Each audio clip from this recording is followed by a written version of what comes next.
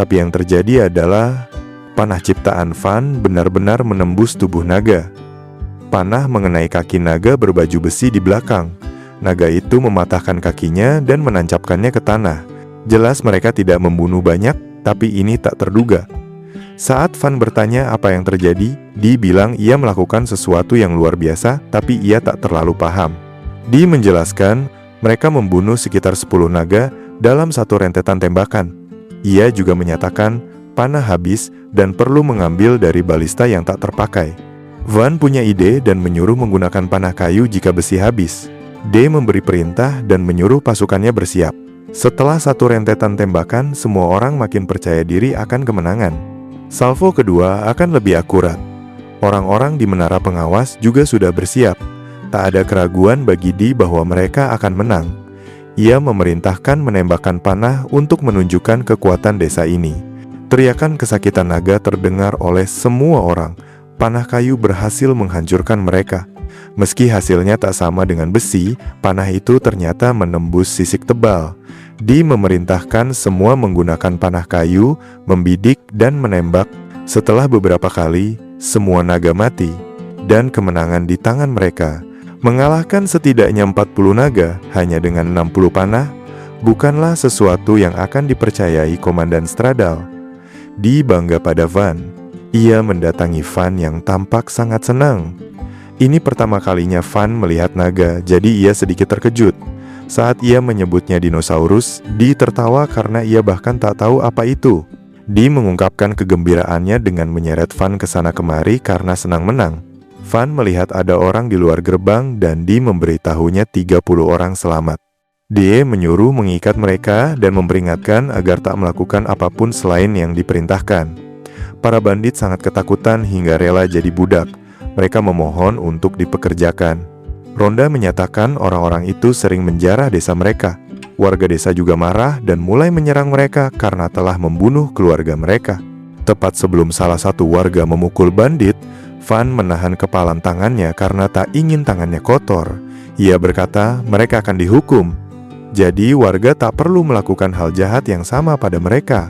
Ia lalu menoleh ke bandit dan menyatakan mereka tetap harus dihukum. Begitu seseorang datang ke sini, mereka akan dibawa pergi. Sampai saat itu, ia ingin mereka berkontribusi demi desa. Mereka diberi tugas membersihkan naga untuk mengambil inti sihir. Orto sangat takjub dengan kejadian seminggu terakhir ini, hingga yakin akan mengingatnya seumur hidup. Ia dan Zara juga terkesan dengan senjata-senjata itu. Meski 30 orang menggunakan pedang sempurna Van, 4 atau 5 bangkai sehari adalah batas maksimal. Mereka harus tepat waktu, jadi Orto memutuskan memotongnya selagi segar. Mulai hari berikutnya, tim D, tim Orto, tim Kamshin, dan orang-orang bebas mengurus bangkai. Van telah mengubah bahan pisau pembersih jadi lebih tajam. Tim selesai setelah 3 hari. Malam berikutnya, Van berpidato. Ia berterima kasih pada warga dan semua orang yang bekerja keras demi desa. Sekarang mereka tak perlu khawatir soal uang dan bisa menggunakan bumbu apapun. Ia menyiapkan pesta untuk semua orang dan menyuruh minum tak lebih dari 2 gelas. Van juga menikmati daging naga panggang yang renyah. Tekstur dagingnya berair dan lembut, lumer di lidah. Orto menyebutkan daging di dalamnya berlemak dan enak karena dilindungi cangkang keras. Naga mahal harganya, makanya mereka menjualnya sekarang. Orto memastikan panah balista sekuat senjata yang dibuatkan Van untuk mereka. Di mendengar pernyataan ini dan kecewa berat karena Van tak memberinya pedang.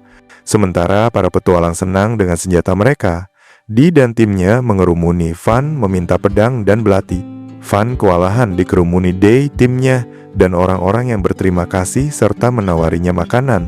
Namun sikapnya tak berubah. Warga desa merasa Van aneh karena tetap memihak warga yang hendak menyerang bandit. Warga yang tadi hendak memukul bandit karena membunuh keluarganya merasa berterima kasih pada Van karena telah menghentikannya. Ia memutuskan mencoba membuat desa ini lebih baik demi keluarga yang telah tiada. Ronda dan pembantunya, Aldo, tampak menikmati pesta. Wanita itu senang bisa berkumpul bersama bahkan dengan bangsawan. Esparta menyatakan mungkin masalah jika ia berpikir layaknya aristokrat. Tapi itulah pesona Van. Till menatap Van dan sadar Van akan melakukan hal-hal yang lebih menakjubkan di masa depan. Di adegan berikutnya, Orto, Van, dan lainnya membicarakan penjualan naga.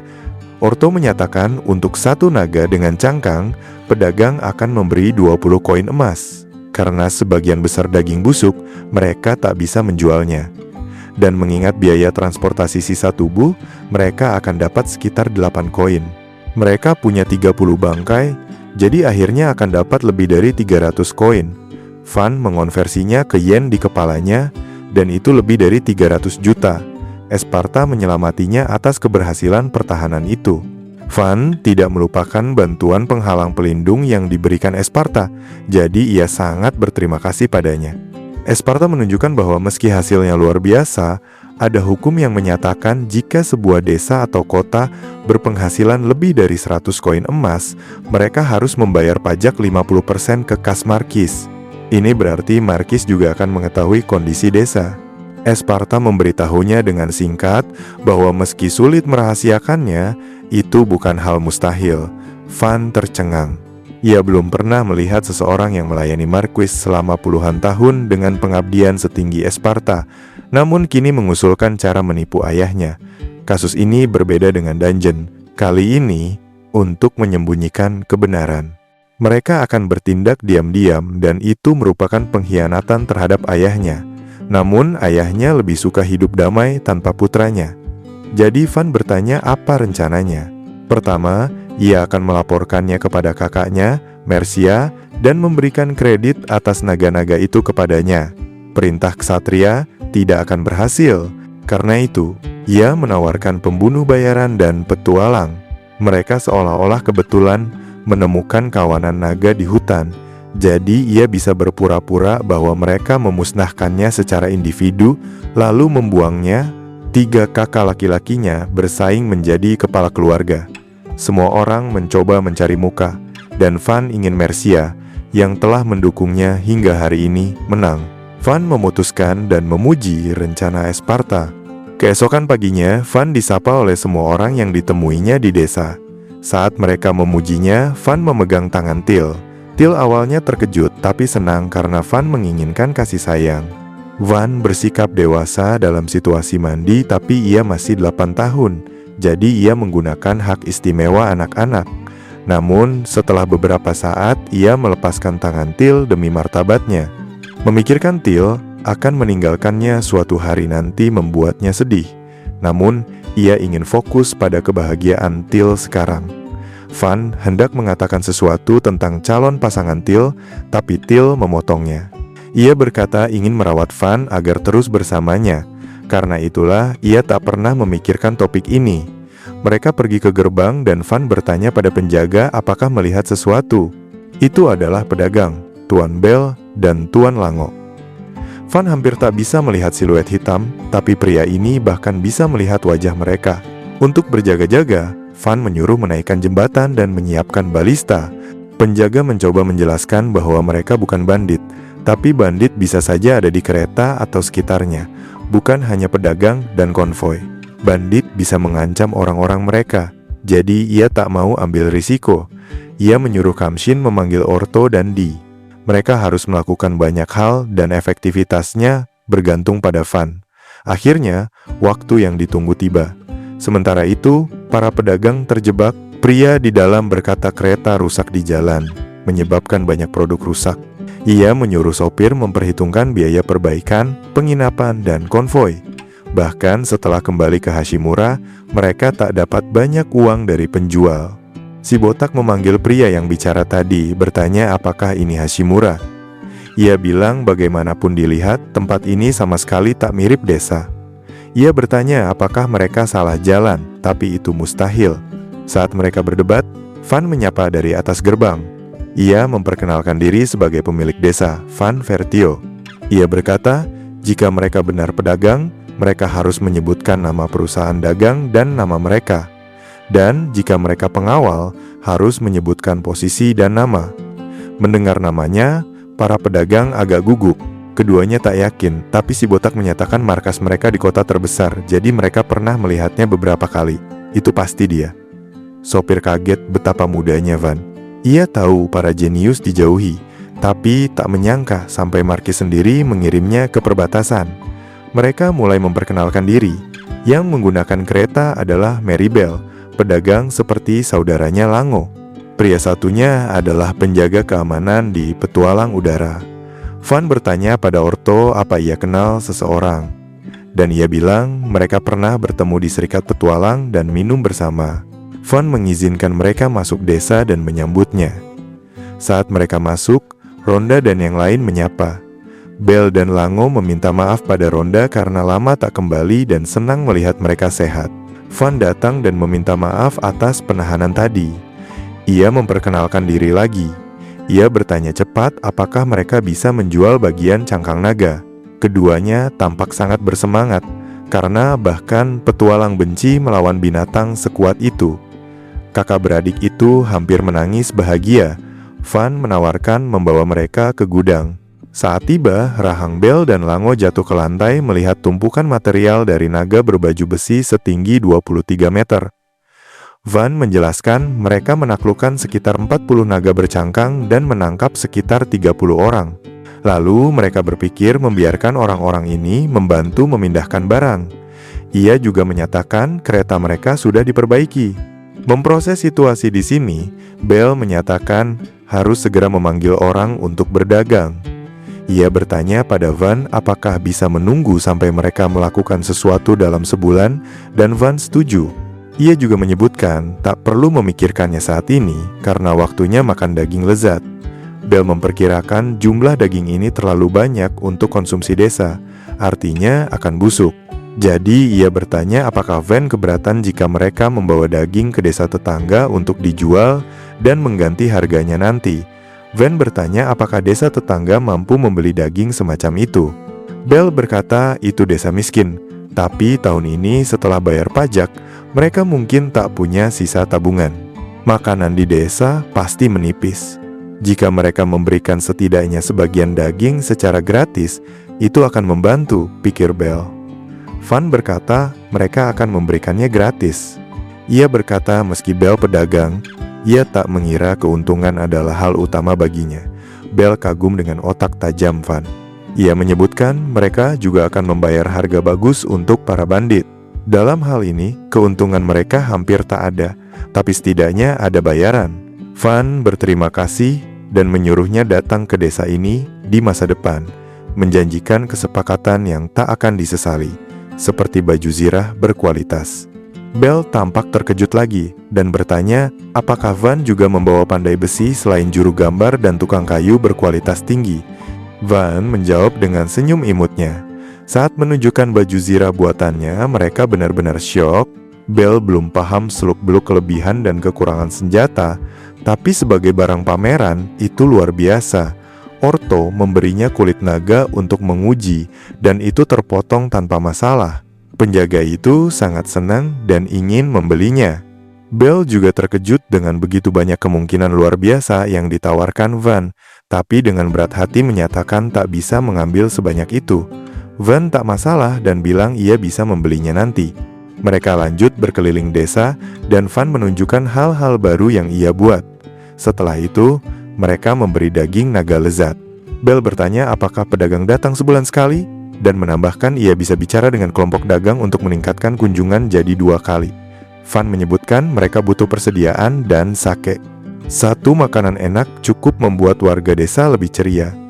Selain itu, ia memesan iklan untuk senjata mereka jika memungkinkan. Ia menduga kakak beradik itu memikirkan penjualan eksklusif yang merupakan hal bagus. Ia berkata jika 2 orang selalu berdagang di rute yang sama dan mengatur penjualan senjata, mereka akan segera mencapai desanya. Mereka bisa membuat iklan, jadi makin banyak yang dijual, makin banyak yang didapat. Mendengar ini, mereka tampak tertarik. Van berkata mereka harus membuka toko desa. Jika mungkin bernegosiasi dengan pemilik perusahaan atau pedagang atau siapapun, itu akan bagus. Bell dan Lango sangat bahagia mendengar ide pendapatan stabil dan kesempatan punya toko. Van bahkan berpikir membangunkan rumah untuk mereka. Jika setuju, toko itu menghemat waktunya karena tak perlu negosiasi dengan banyak pedagang. Lagi pula, itu akan jadi toko pertama di sini. Kesepakatan itu menguntungkan kedua pihak. Belle menyuruh saudaranya pergi dan mendiskusikan proposal dengan bos. Sebelum pergi, ia bilang pada Van akan bekerja di toko desa ini sampai keadaan membaik. Mereka berjabat tangan dan negosiasi sukses besar. Setelah itu, Lango dan para petualang segera meninggalkan desa untuk meyakinkan kamar dagang agar memberi tenaga kerja dan material. Yang akan membantu meyakinkan adalah pedangnya, kulit naga, dan inti sihir. Ia juga memintanya mengirim surat pada kakaknya, Mercia, memberikan semua pencapaian padanya. Selain itu, dekat pintu masuk desa, ia membangun toko untuk Belle. Belle berkeringat dan menangis bahagia. Van menjelaskan lantai 1 toko, lantai 2 tempat tinggal, dan bawah tanah gudang. Ia mencoba mengikuti instruksi Belle. Belle percaya kekuatannya, tapi tak menyangka ia punya kekuatan sebesar ini di telapak tangannya. Produk harus selesai dalam 2 minggu, jadi kesepakatan dengan toko Belle selesai untuk saat ini. Di paruh kedua hari, mereka pergi dari desa ke sungai. Setelah berjalan sebentar, Till bertanya apakah ia lelah, tapi Van menyuruh semua terus bergerak. Kamsin bergerak di depan membersihkan jalan. Van ingin menunjukkan kepedulian dan kebaikannya pada semua orang, tapi ia tak bisa mempertahankan kekuatannya karena Kamsin sangat kuat. Perjalanan dari desa memakan waktu 1 jam, lalu di depan mereka terbentang sungai panjang dan indah tempat mengambil air. Dengan itu, pembangunan pasokan air dimulai. Esparta dengan bantuan sihirnya menggali puluhan meter dalam sekejap. Saat ia istirahat, Kamsin, dan yang lain menggali sendiri. Ia mengikuti di belakang dan memperkuat dinding. Jumlah kekuatan sihir Esparta sungguh mengejutkan. Juga bekerja dengan dedikasi meski usianya hampir 40. Till berkomentar betapa berat pekerjaan mereka mengingat jarak sungai dan desa, tapi tanpa air, mereka takkan bisa bertahan. Pekerjaan itu berat, tapi ia pikir bekerja sama mencapai tujuan itu hebat. Selain penghalang, ada kepuasan yang tak bisa dinikmati sendiri. Jika kondisi hidup membaik, hidup akan jadi lebih baik, dan pedagang serta orang lain lebih mudah datang. Itu tujuannya demi hidup nyaman. Setelah 8 jam menggali, ia akhirnya bisa melihat desa. Seharusnya butuh seminggu, tapi kecepatan mereka luar biasa. Van menyuruh berhenti untuk hari ini. Esparta dan terkejut karena jika diteruskan, mereka akan sampai desa beberapa jam lagi. Van menyuruh melihat Abu, Lu, dan Kamsin. Pikir ia menemukan metode latihan bagus, tapi setuju dengan Van. Sungguh menakutkan melihat kekuatan tersembunyi generasi tua dan veteran. Keesokan harinya mengejutkan. Mereka sudah menggali sampai desa sebelum pagi berakhir dan waktunya mengalirkan air. Van berterima kasih atas kontribusi besar mereka. Mereka membukanya dan air mulai mengalir membawa gelombang kedamaian luar biasa. Anak-anak dan warga desa sangat senang melihat air mencapai desa. Ronda juga tampak senang dengan penghematan waktu dan tenaga. Tapi untuk diminum, air masih perlu disaring dan direbus. Untuk ini, mereka butuh alat khusus. Lu datang dan tampaknya tertarik pada alat yang akan dibuat Van. Van menyarankan membuatnya bersama, dan Lu langsung setuju. Mesin penyaring terbuat dari ranting, daun, pasir, tanah, batu, dan kain, dan akan diletakkan di ujung kanal yang ditarik ke desa. Air yang keluar akan disimpan langsung di roda gigi logam. Jumlah air yang dibutuhkan akan diambil dari keran di bawah tangki air dan dipindahkan ke ketel. Api untuk ketel menyala sendiri dengan kristal sihir api. Low memutuskan pergi ke Belle mencari info apakah ia menjualnya. Kamsin datang memberitahu air sudah mengisi ruang. Van puas dengan hasilnya. Ia bertanya-tanya apakah akan banjir jika air naik karena hujan. Esparta terkejut ia menyadarinya. Ia berkata pada dasarnya tergantung volume air. Saluran diperlebar dan tanggul dibangun di tempat yang sering banjir. Tapi saluran air itu butuh kecerdikan. Air tak punya tempat keluar. Van perlu memastikan air bisa kembali ke sungai jika meluap atau membuat danau di belakang desa. Mengembalikan air ke sungai ide bagus bagi Esparta, tapi ia menjelaskan ide membuat danau bisa luar biasa. Di masa kurang hujan dan tak ada air dari sungai, waduk sangat berharga. Van bertanya apakah mereka akan baik-baik saja jika punya tindakan pencegahan banjir, dan Esparta membenarkannya. Sebuah danau harus dibangun 200 meter dari bagian belakang desa. Ini adalah proyek darurat yang dipaksakan sebelum hujan datang. Dalam 3 hari, danau itu hampir selesai dan ia ingin memasang saluran pelimpah atau semacamnya, tapi perlu memikirkan cara penggunaannya dalam praktik. Sejauh ini, Van hanyalah bocah yang bahagia, memiliki banyak air. Di adegan berikutnya, Van gelisah dan bersungut-sungut. Ia bangun bahkan sebelum matahari terbit, dan tampaknya banyak orang, termasuk Ronda, panik. Dee dan Esparta sudah menuju ke danau Van, nama yang Van tidak tahu siapa pemberinya. Till menjelaskan bahwa danau itu dinamai demikian untuk menghormati jasanya dan menjaga warisan bagi generasi mendatang. Bahkan desa itu pun berganti nama menjadi Desa Van. Van tidak punya firasat baik tentang ini. Ia merasa ada yang tidak beres. Sebelum mereka mendiskusikan masalah ini, salah satu penduduk desa datang dengan panik dan menyuruhnya ikut. Van dan Till segera menuju danau. Sepertinya mereka melewati jalan dari sisi belakang. Saat tiba di desa, banyak orang berkumpul dengan cemas. Van bertanya apa yang terjadi dan mereka menunjuk sesuatu di dalam danau. Tampak ada seseorang di dalam danau sedang menatap mereka. Di hutan dalam di sungai, ada hewan mitos berambut biru sempurna. Mereka setengah manusia, setengah putri duyung, dan disebut Apgalu. Van belum pernah mendengar tentang mereka, jadi Esparta menjelaskan bahwa mereka tidak mudah terlihat, dan gadis itu adalah Apgalu. Van menanyakan namanya, tapi tak ada jawaban. Sepertinya ia tidak mengerti. Van menyuruh Till dan Ken membawakan daging dan buah. Menurutnya, hal pertama yang dibutuhkan untuk menjalin hubungan adalah makanan. Para gadis perlahan mendekati mereka, dan semua orang menahan napas. Setelah mencium aroma makanan, gadis itu bertanya, "Apakah boleh makan?" Van sangat terkejut, hingga tak sengaja menakutinya.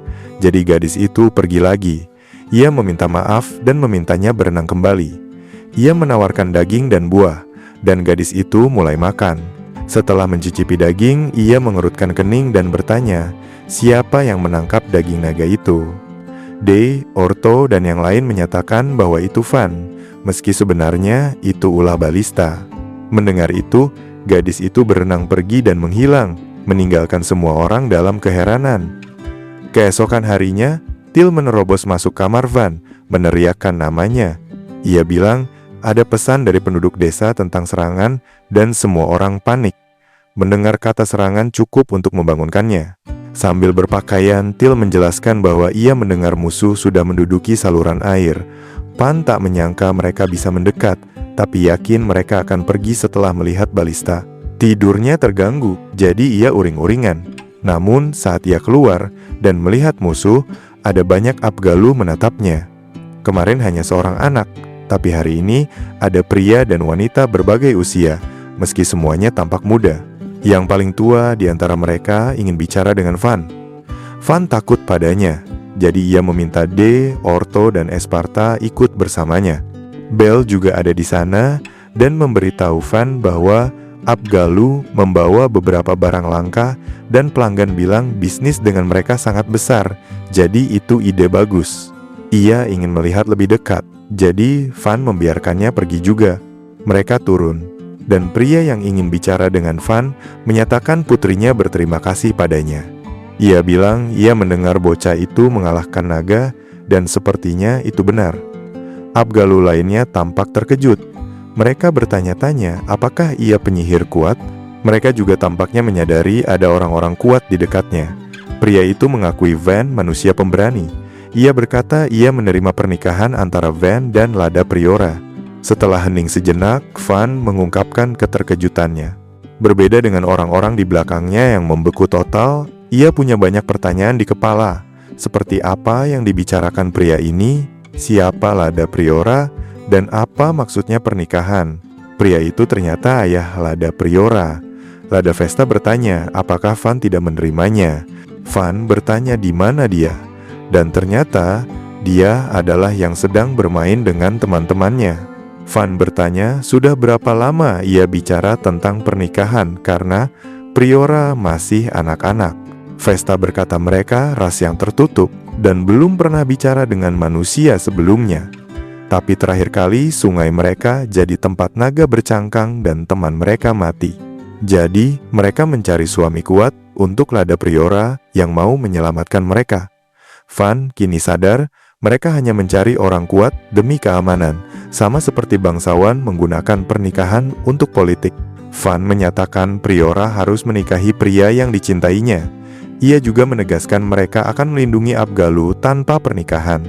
Dalam hal ini, Vesta menyatakan mereka akan tinggal bersama menantunya, dan bertanya, apakah Van pemilik air ini? Van bilang ia bukan pemiliknya, dan bertanya apakah mereka bisa pindah ke danau karena ada jembatan, dan jika ada tamu atau pedagang, mereka bisa menakuti orang. Ia lalu sadar Vesta memanggilnya menantu. Ia mencoba menjelaskan bahwa ia tidak menerima pernikahan itu, tapi mereka sudah pergi, dan Priora memanggilnya suami. Esparta menyatakan ia beruntung berteman dengan Abgalu, tapi istri pertama Van adalah Abgalu. Til setuju jika itu pilihan Van, tapi meski ia tak menerima, pemberontakan suami itu gagal. Abgalu menikmati waktu di danau, sementara Van bertanya-tanya apakah ia perlu menengok mereka sebagai pemilik danau. Melanjutkan hal ini, ia membangun 2 bangunan yang nyaman sebagai tempat bersantai. Berkat atap dan dinding, mereka bisa menghabiskan waktu dengan aman. Van senang mereka menyukainya. Esparta belum pernah mendengar bangunan semacam Scuderia ini. Van punya pengetahuan yang bahkan Esparta tidak tahu, jadi ini mengesankan baginya. Penduduk desa mulai menghubungi Abgalu dan berbagi gandum serta makanan. Tiba-tiba, orang-orang mulai membicarakan fakta bahwa Abgalu mulai membawa biji. Persahabatan mereka makin erat. Van memutuskan membangun satu dinding lagi, lebih kuat dari sebelumnya, sangat besar sehingga mampu memagari danau dan membentengi desa demi keamanan Abgalu. Esparta menyatakan akan bagus membangun kelengkapan kota desimal untuk pengembangan masa depan. Van bertanya apakah terlalu besar membangun kota untuk 10.000 orang. Melihat kemajuan desa saja tak cukup, dan jika membangun dinding butuh penjaga untuk melindunginya. Jadi sarannya adalah membangun untuk banyak orang, tapi wilayahnya lebih kecil.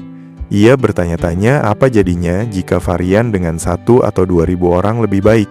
Tapi Esparta tidak setuju.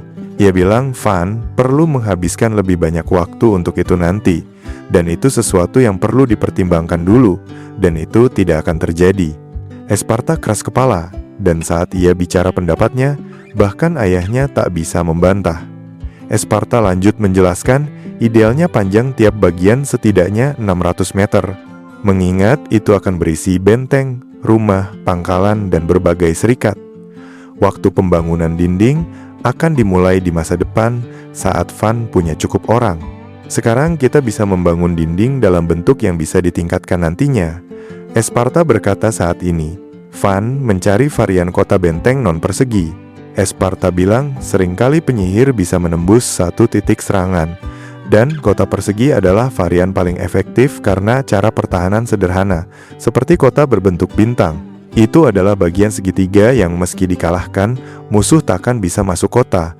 Jalan terhubung ke dinding kota, tapi bisa dipisahkan dari sisi dinding. Setelahnya, mereka tak perlu buru-buru dan menyerang sudut sebelum mencapai bagian utama. Bahkan jika mereka mengabaikannya dan mencoba menghancurkan dinding, mereka akan mendapat serangan terkonsentrasi dari 3 sisi. Itu adalah bentuk penguatan yang diciptakan di bumi saat senjata api diciptakan, tapi akan berhasil di dunia pedang dan sihir ini.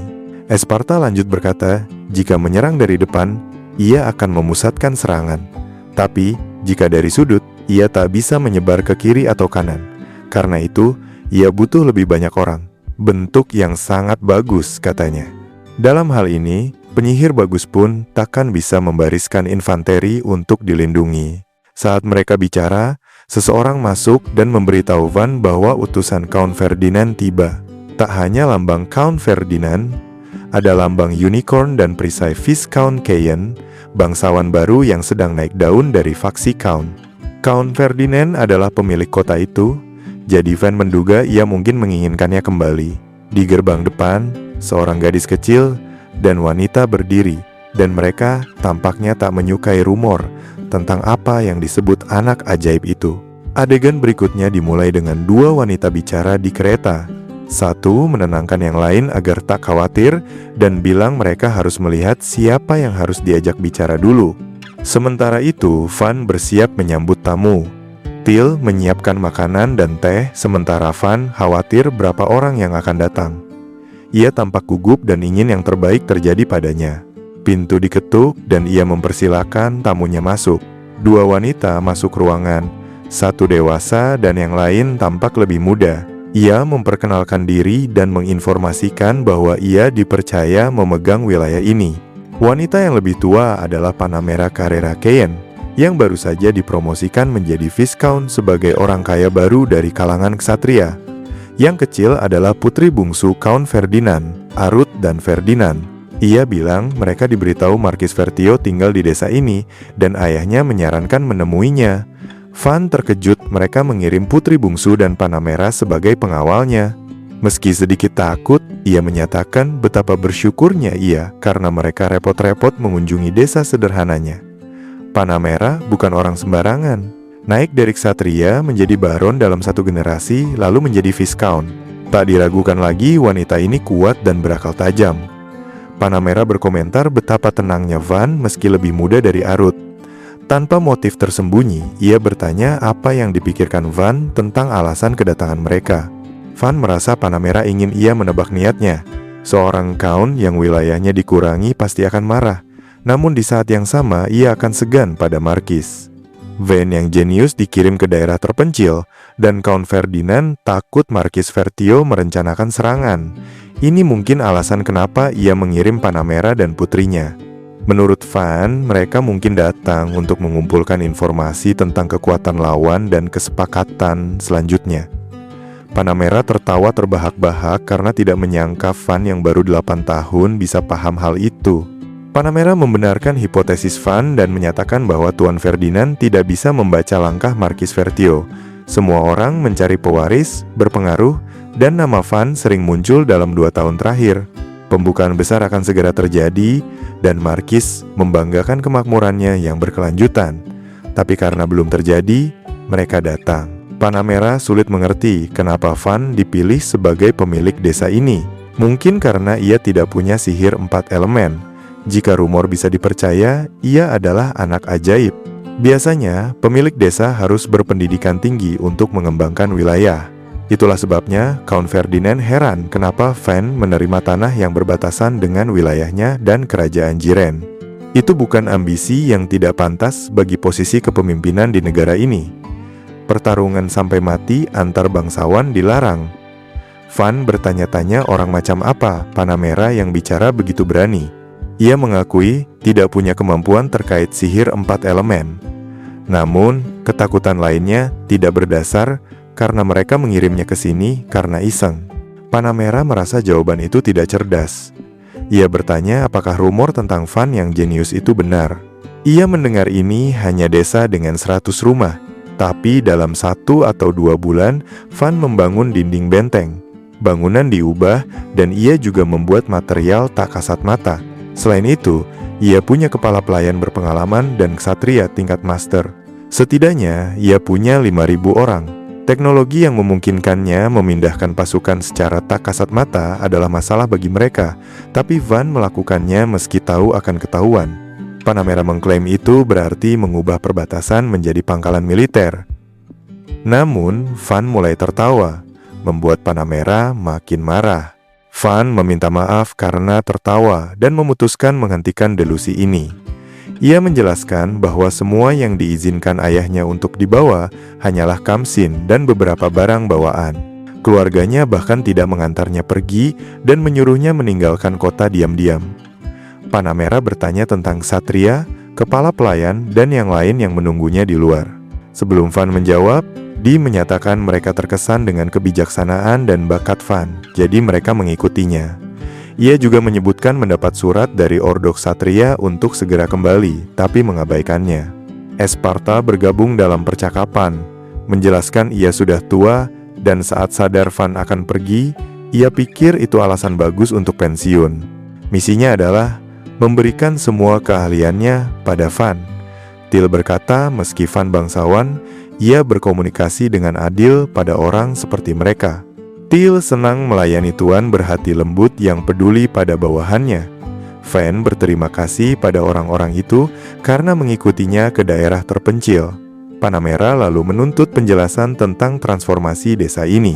Van memutuskan menunjukkannya. Panamera bingung. Jadi Van hanya merespons ingin membangun satu lagi dinding benteng di luar.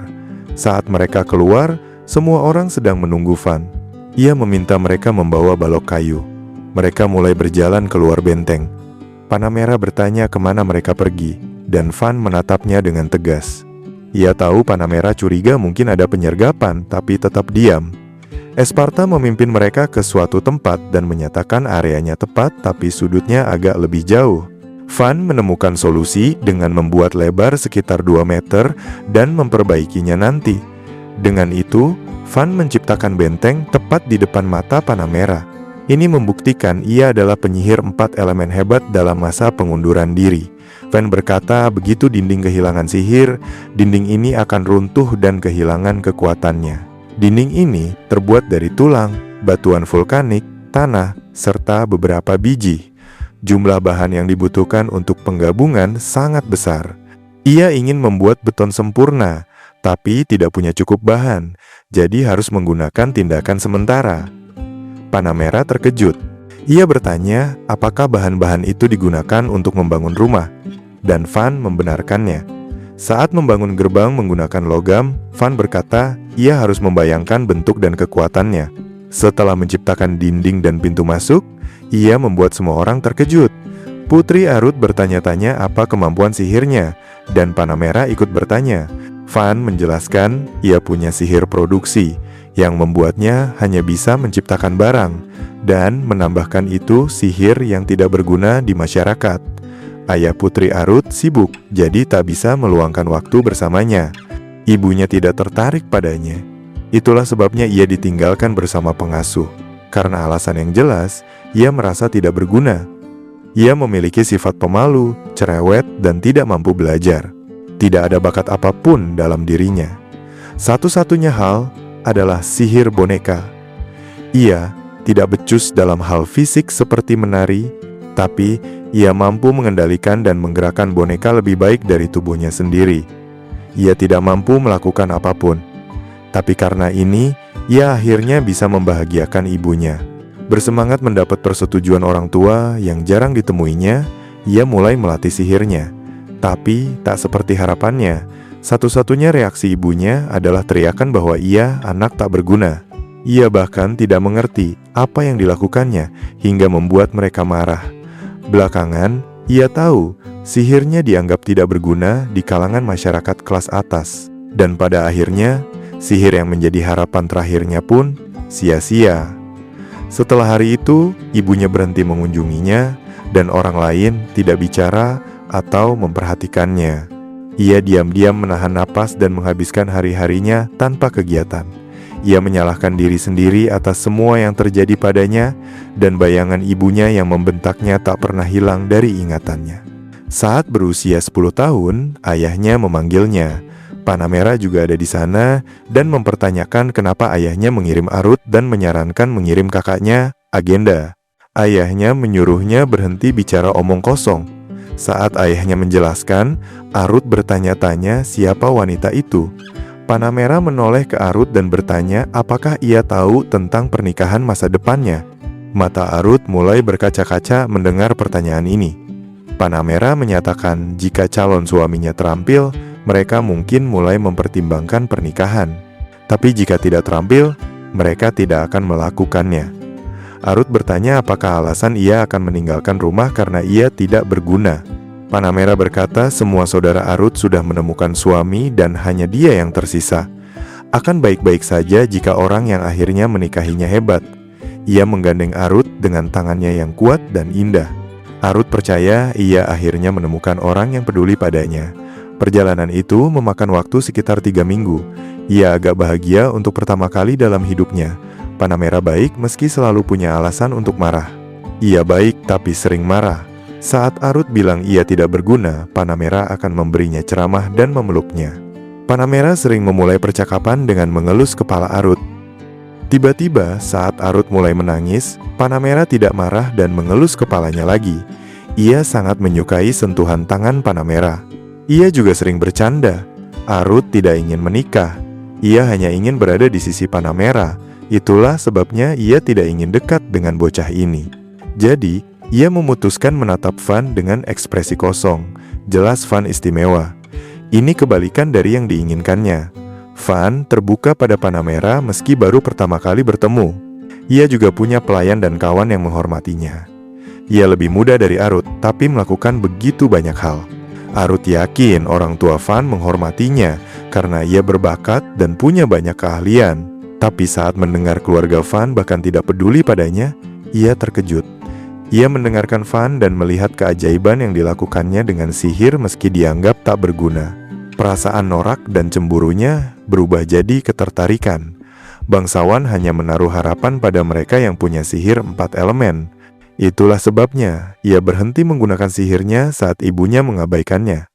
Tapi ia tidak penasaran apa yang akan terjadi jika ia terus melatih sihirnya. Panamera kini mengerti Van bisa membangun pangkalan di titik strategis penting dan Marquis Vertio mengincar wilayah Count Ferdinand. Van merespons ayahnya tidak tahu tentang kekuatan ini. Ayahnya mengusirnya saat sadar ia punya sihir produksi. Panamera menganggap keputusan ayah Van cukup bodoh. Jika punya kekuatan Van, ia mungkin bisa memperluas wilayahnya. Tapi Van tidak berharap ayahnya tahu saat ia sendiri bahkan tidak berpikir ini mungkin. Ia menyebutkan mereka akan lanjut membangun dinding benteng jadi Panamera bisa menunda keberangkatan jika mau. Panamera menerima sarannya karena tak ada hal lain yang harus dilakukan. Saat mereka berkeliling desa, Panamera mengajukan banyak pertanyaan seperti bagaimana ia membuat rumah, apakah ia satu-satunya yang punya sihir produksi, dan bahan apa yang digunakan. Ia mengerti sedikit tapi tidak sepenuhnya. Van menyimpulkan miskomunikasi telah diperbaiki. Panamera menyatakan perlu bicara dengan Van tentang pernikahan dengan Arut. Van bertanya-tanya apakah ini alasan Panamera ada di sini. Van berkata ini wilayah dengan kemunculan hewan sihir yang tinggi. Mereka akan terus membangun dinding dan memperbaiki desa, tapi bukan berarti mereka perlu menikah dengan seseorang demi perdamaian. Itulah yang perlu ia ketahui. Pernikahan politik tidak diperlukan, desa ini akan terus membaik. Jadi Panamera tertarik. Ia berkata Arut adalah gadis yang ia asuh langsung. Saat Tuan Ferdinand bicara dengannya tentang pernikahan Arut, Panamera menentangnya. Arut diharapkan menikah ke keluarga Marquis Vertio yang berpotensi bermusuhan. Pasangannya adalah anak bungsu yang di usia muda pergi ke perbatasan tuan tanah feodal. Ia berpikir Arut mungkin tidak bahagia. Van setuju dan menambahkan Arut mungkin mati di desa karena bandit atau monster. Itulah sebabnya Panamera datang ke sini karena memikirkan banyak alasan agar tidak perlu menyerahkan Arut untuk menikah. Itulah sebabnya ia terlihat begitu muram sejak awal. Itu karena ia belum siap ditinggalkan lagi. Van bertanya-tanya apakah Arut meratapi masa depan sambil tenggelam dalam tekadnya. Ia bisa memahami Arut karena berada dalam situasi serupa. Tak disangka, Panamera berubah pikiran. Bahkan mempertimbangkan kebahagiaan Arut, ia akan menerima lamaran pernikahan jika Van yang menikahinya. Meski lebih muda, Van masih murni. Ia memiliki pandangan jauh ke depan dan ketenangan pikiran yang tidak seperti anak-anak, serta peduli pada bawahannya. Meski dikirim ke perbatasan, teman-temannya tetap mengikutinya. Van mengubah nasib malangnya dan menemukan kekuatan serta kebijaksanaan dalam dirinya. Selain itu, Panamera menambahkan bahwa Van memiliki kekuatan sebagai penyihir yang tak terpikirkan oleh siapapun. Ia juga mengakui jika seusia, ia akan memilih Van sebagai suaminya.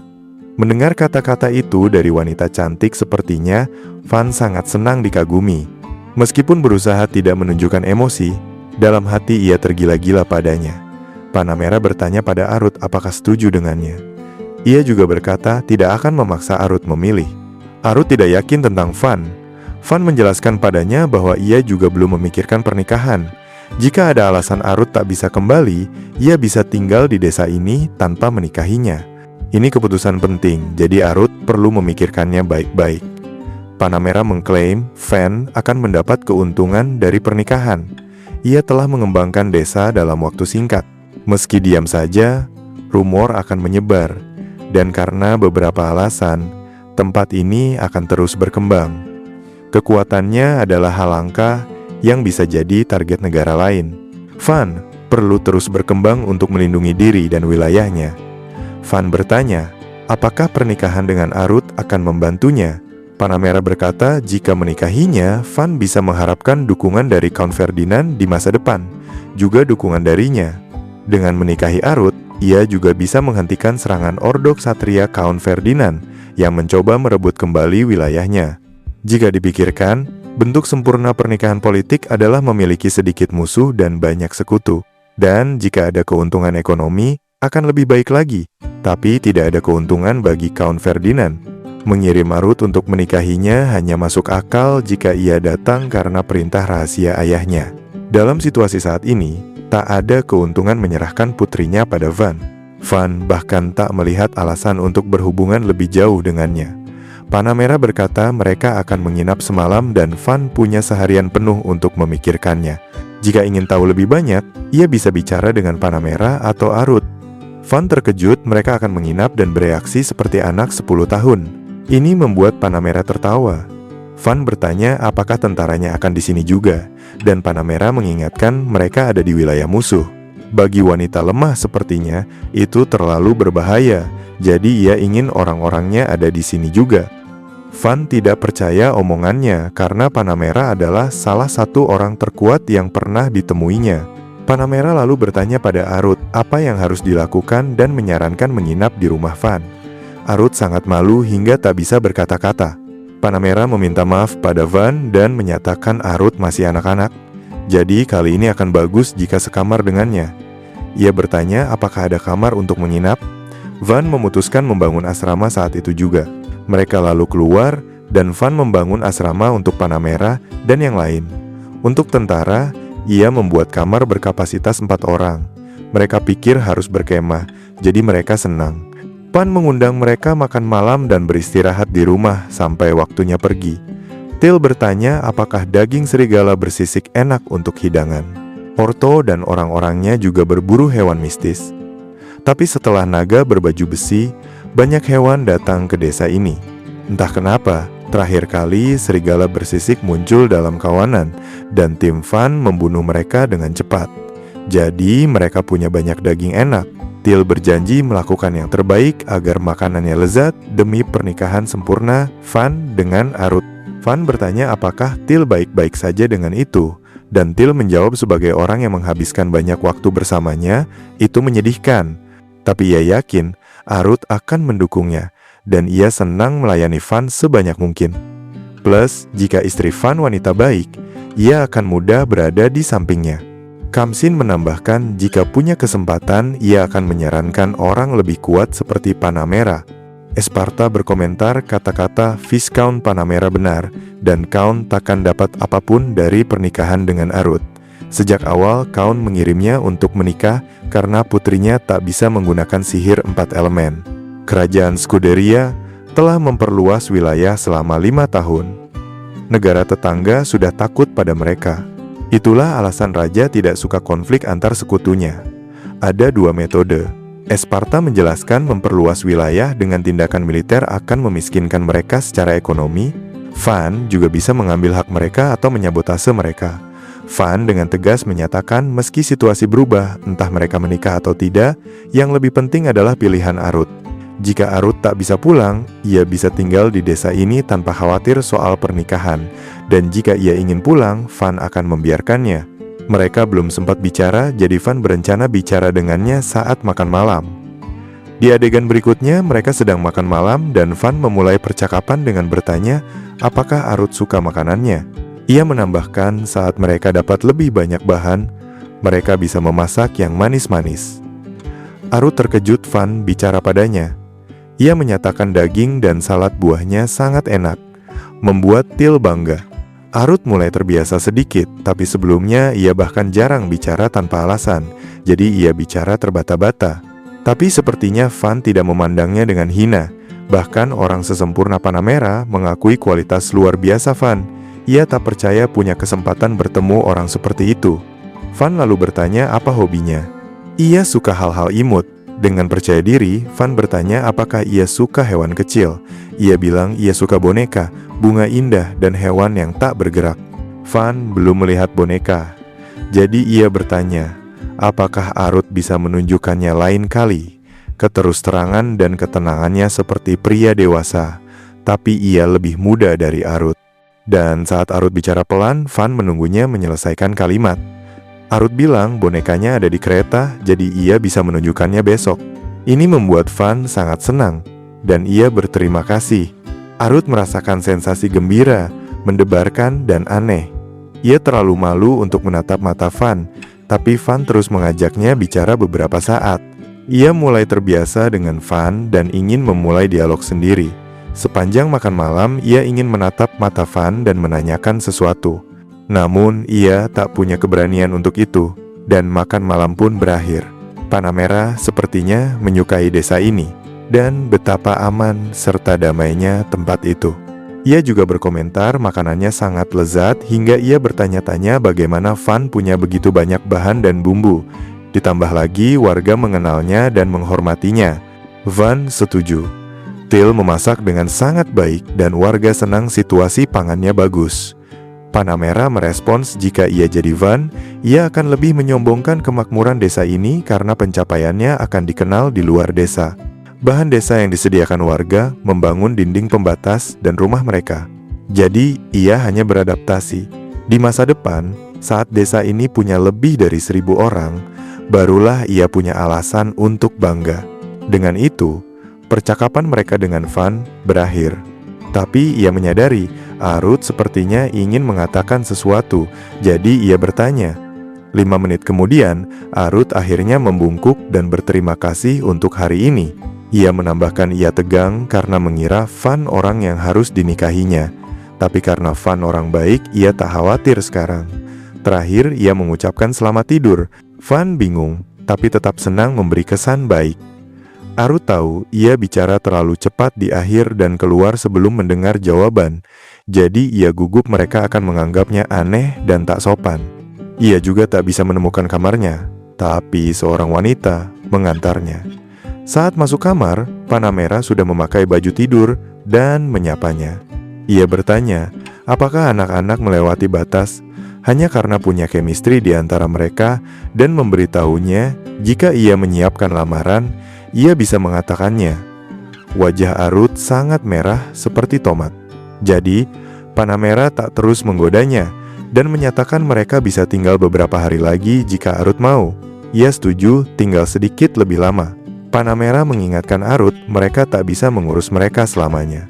Jadi, ia menyarankan membayar beberapa koin emas untuk masa inap mereka. Sementara itu, yang dipikirkan Arut hanyalah besok. Ia ingin bicara pada Van karena berpikir Van akan mendengarkannya. Dan untuk pertama kalinya dalam waktu lama, ia tidur menantikan hari esok. Hari berikutnya tiba dan Van memberitahu warga desa pembangunan dinding benteng akan di bawah arahan Esparta. Ini bukan pertama kalinya, jadi ia harap mereka tak kesulitan. Lingkup proyeknya besar, jadi ia memperingatkan mereka untuk memperhatikan waktu dan berhati-hati agar tak terluka. D dan timnya berterima kasih pada penyedia material. Ia lalu melihat Orto mengawasi mereka, jadi ia bertanya apa yang akan dilakukannya. Tapi Orto menjawab hanya tertarik dan tak akan melakukan apa-apa. Ia memperhatikan terakhir kali warga desa berbaris seperti tentara dan mereka akan berburu hewan mistis lagi. Berkat pedang baru, itu terlalu mudah. Van bilang mereka akan dapat lebih banyak jika mendapat bahan hewan dalam kondisi buruk. Tapi bahan bagus bisa dijual ke Bel. Hari ini Jumat, jadi ia mengumumkan hari ini dan besok, menggunakan daging yang ada, mereka akan mengadakan barbeku. Mendengar berita ini, banyak warga desa yang pendiam menjadi suka pesta. Panamera juga ada di sana dan menganggap pidatonya cukup menarik. Mereka bukan militer, tapi itu cara bagus meningkatkan moral. Van berkata, kebebasan adalah satu hal yang bisa ia berikan pada mereka. Ia lalu melihat Arut. Arut menyapanya dan menyatakan cuaca hari ini cerah, yang merupakan hal bagus. Van mengomentari panah merah yang terlihat lebih kuat dan berenergi hari ini, lalu bertanya apakah ia lelah setelah perjalanan kemarin. Arut panik di dalam hati, tapi ingin bicara perlahan. Ia ingin melihat dunia dari sudut pandang Van. Jadi ia ingin melihat bagaimana Van bekerja. Di adegan berikutnya, mereka akan menangani saluran pembuangan sementara panah merah dan Arut menonton. Pipa saluran pembuangan tertanam dalam di bawah setiap bangunan, jadi harus rutin dibersihkan dan dibilas dengan air dari parit. Jika tidak, akan jadi tidak higienis dan penyakit bisa menyebar. Limbah mengalir ke rongga bawah tanah dan akhirnya kembali ke sungai. Tiba-tiba, orang-orang Abgalu muncul dan menawarkan bantuan. Panah merah dan Arut terkejut dan bingung. Van menjelaskan bahwa mereka tinggal di belakang sana dan Van memberi mereka makanan. Priora juga ada di sana dan memperkenalkan diri sebagai istri Van.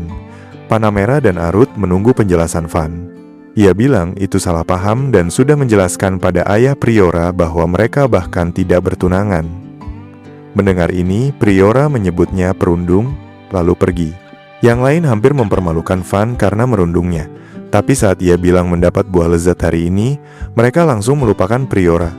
Van bilang butuh bantuan mereka karena sulit menarik lempengan dari air. Orang-orang Abgalu membereskannya dalam sekejap. Mereka juga berjanji mengurusnya sendiri beberapa kali sehari. Panah merah kaget Van bisa mengendalikan Abgalu. Van bilang ada beberapa alasan, tapi mereka sudah jadi penduduk di sini. Selanjutnya adalah dinding kastil yang sedang dibangun. Area konstruksi itu juga membuat panah merah terkesan. Van memuji kecepatan Esparta.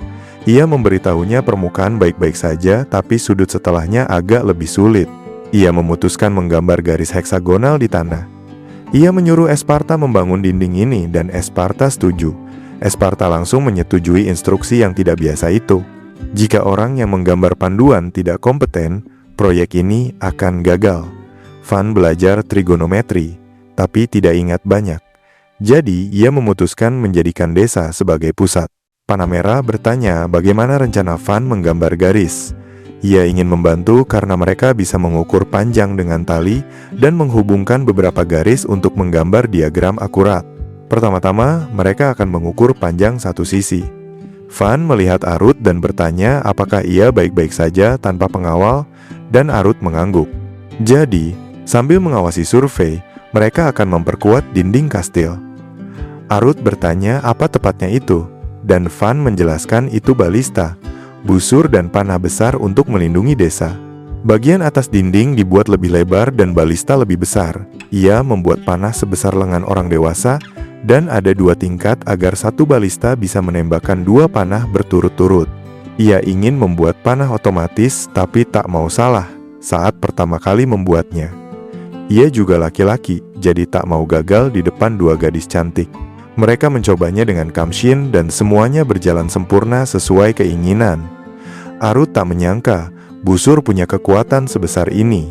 Van menjelaskan itu karena jauh lebih kuat dari busur dan panah biasa. Panah merah datang bertanya suara keras apa itu dan mengira ada hewan sihir besar menyerang. Saat dijelaskan, ia cukup terkesan. Ia bertanya apakah balista itu juga dipasang di atas dinding. Van bilang agak berbeda dari yang ini, tapi ada lebih dari 100 di atas dinding pertahanan dan mereka berencana menyiapkan lebih banyak lagi untuk masa depan. Panah merah mulai bertanya berapa waktu dan uang yang dihabiskan serta bahan apa yang digunakan. Van tahu ia tertarik, tapi menolak memberitahu karena ini rahasia militer. Panah merah terkejut. Ia berjanji tak tanya detail lagi dan ingin membeli satu balista dengan harga berapapun, tapi Van tersenyum sopan dan menyatakan mereka tak menjualnya. Panah merah sulit mempercayainya. Dengan perkembangan menakjubkan desa terpencil ini, banyak pencapaian yang membalikkan aturan sihir produksi, serta rasa hormat dan kesetiaan mendalam bahkan dari ras berbeda, Panah merah merasakan angin baru yang sudah lama tak dirasakannya.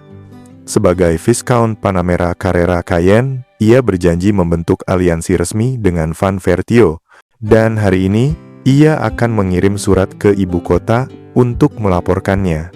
Biasanya aliansi dalam satu negara dibuat untuk mendapat perlindungan. Dengan ini, ia akan dikenal sebagai sekutu Ven di antara bangsawan kerajaan, dan jika mengkhianatinya, hidupnya sebagai bangsawan akan tamat. Ini kesempatan langka bagi Van. Jadi ia dengan senang hati menerima aliansi dengannya. Saat Van membungkuk padanya, semua tentara dan pelayan ikut membungkuk. Panamera menyatakan jika Van meminjamkan satu balista itu, ia akan meminjamkan 100 tentara selama 2 minggu. Tapi jika ada satu saja yang hilang saat dikembalikan, Van harus membayarnya. Kamsin datang dan bilang akan bagus punya setidaknya 1 atau 2 panah Van. Ia menunjukkan pedang buatan Van padanya. Tampaknya Kamsin mengagumi Panamera dan punya keterikatan emosional dengannya. Menarik menemukan sisi baru Kamsin. Panamera bilang ia merasa agak gelisah menghadapi lawan dengan baju zirah dan perisai. Itu barang sekali pakai dan cadangannya. Ia bilang akan bagus jika bisa membuatnya, meski murah atau rusak. Kamsin melakukan serangan pertama. Panamera pikir ia menangkisnya, tapi hampir tak ada dampak. Namun kemudian ia sadar pedangnya terbelah 2. Semua orang kaget dan bingung. Panamera bertanya apakah pedang itu dibuat dari besi, dan Van menjelaskan itu baja, tapi cara pembuatannya berbeda. Ia juga bilang baut-baut itu hanya panah baja dengan ujung sedikit lebih tajam dari biasanya dan bisa menembus 2 atau 3 naga cara pace. Panamera dan tentaranya sekali lagi terkejut dengan bakatnya. Setelah mendengar itu, ia tak punya pilihan lain selain membeli panah-panah itu. Malamnya, kita melihat Orto dan yang lain bicara dengan Arut, menyuruhnya menjaga Van saat mereka menikah. Jika seseorang secantik dia menikah ke desa mereka, mereka akan sangat bahagia. Arut tampak kewalahan dan malu bahkan membicarakan ini. Tapi syukurlah Van datang dan menyuruh mereka jangan mengganggu tamu. Meski Van juga malu dengan komentar santai mereka, ia berhasil menjaga wajah datar dan menyuruh mereka tak mengisi ulang alkohol. Van mengajak Arut duduk bersama mereka. Sekarang survei selesai. Konstruksi harusnya selesai dalam sebulan. Arut bertanya apakah maksudnya bagian dinding yang menghadap jalan akan selesai dalam sebulan, dan Van membenarkan. Ia juga terkejut seluruh bagian akan selesai. Biasanya, meski membuat dinding tanah dengan sihir, itu hanya akan jadi tumpukan tanah.